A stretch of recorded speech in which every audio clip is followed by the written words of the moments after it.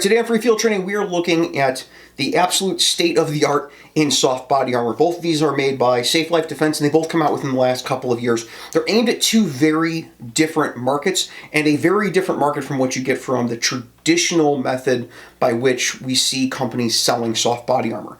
Normally with soft body armor, you get it's going to meet the standard, it's going to be certified, and then you pay for more comfort and concealment.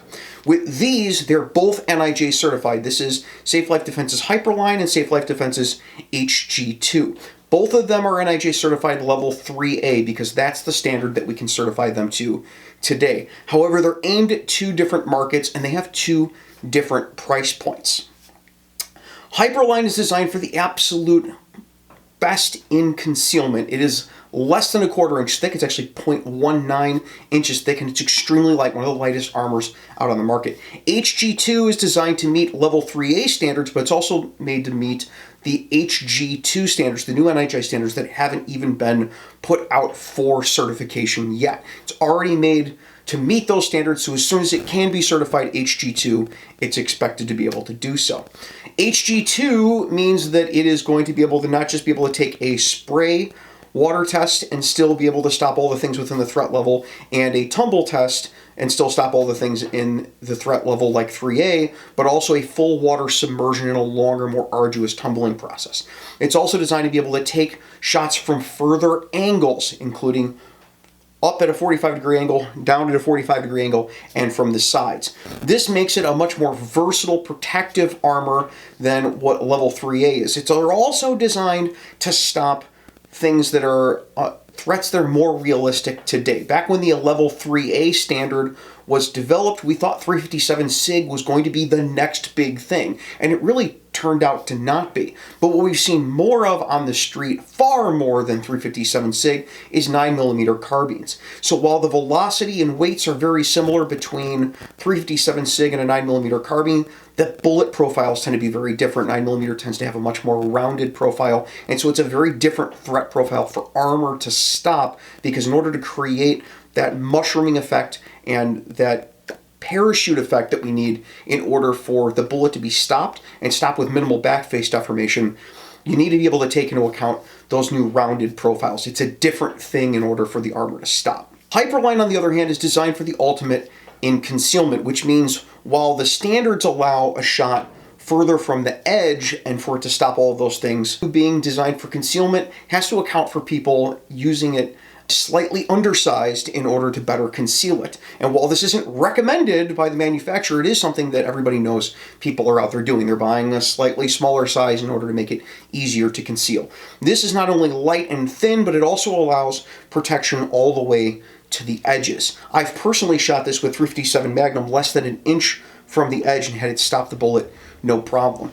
So while that's unusual for most soft body armor, most things if you hit within an inch of the edge with 357 Magnum and it's soft armor, it's going to skid around the armor. It's going to cause the armor edge to collapse because it can't create that effect of parachute effect to stop the round.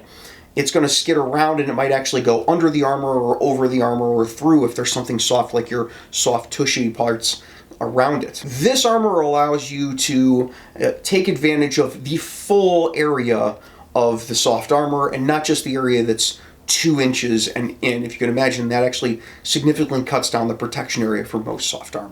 The carriers that they come in automatically are also very different, even when you're trying to conceal both of them. The HG2 comes in the standard concealable vest carrier. This has a thick mesh backing, and it also has plate pockets in the front and rear that allow you to up armor with rifle plates if the situation dictates, or if you want to be able to wear armor even with your concealed vest all the time. This is especially useful for people wearing uniform shirts where by policy they're required to conceal the armor, but it only needs to be concealed in that it's not open and showing to the public, but where everybody pretty much knows because you're a cop working on the street, you're a security guard working in some facility, the people know that you're wearing body armor and it's not a huge deal that someone would find out that you're wearing it.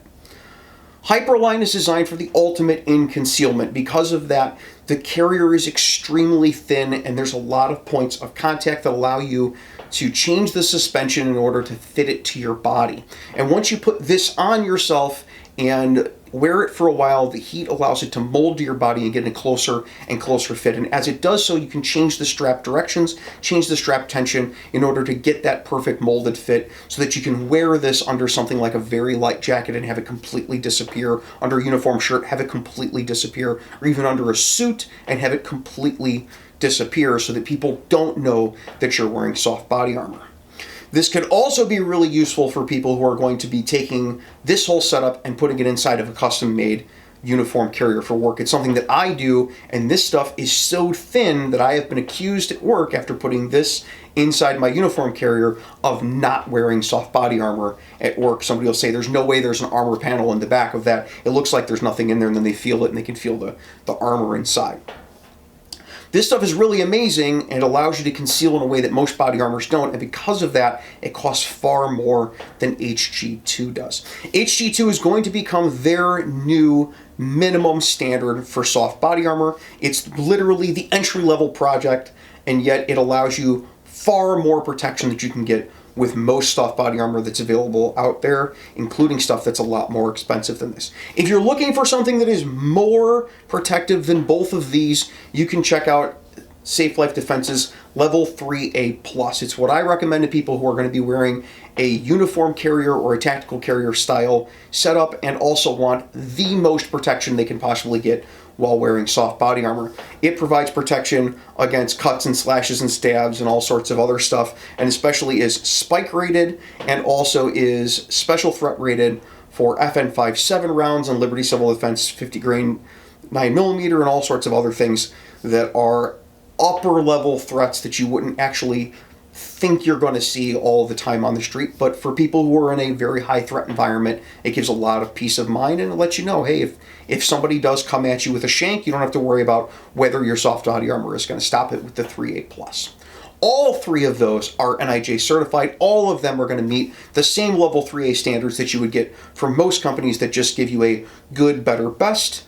But Safe Life Defense gives you the, this is what this is for, this is what this is for, and this is what this is for. So even if it costs you less money, you get the right product. Until next week, you guys be safe and take care of each other. That's been your free field training for today.